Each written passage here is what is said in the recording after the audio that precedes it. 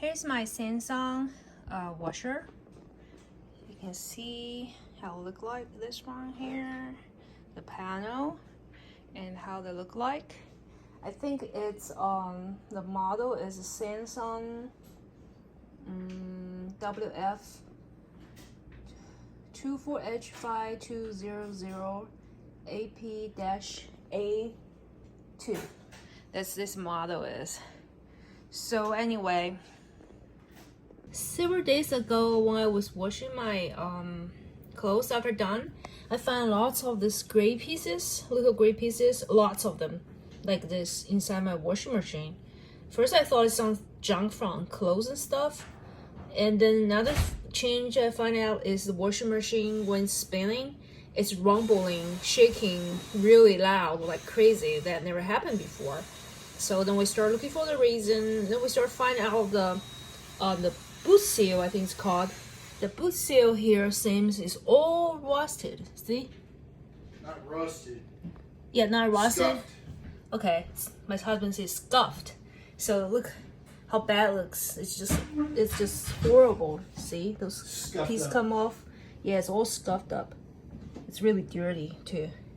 Just like this. So the whole piece is off here right now.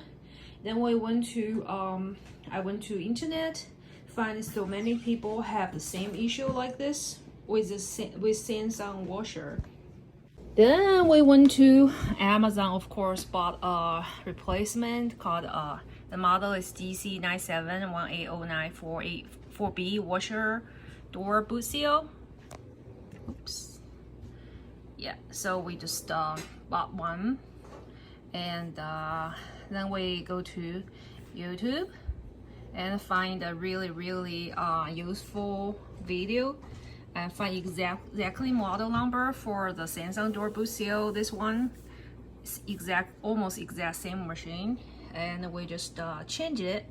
So now the old one is off.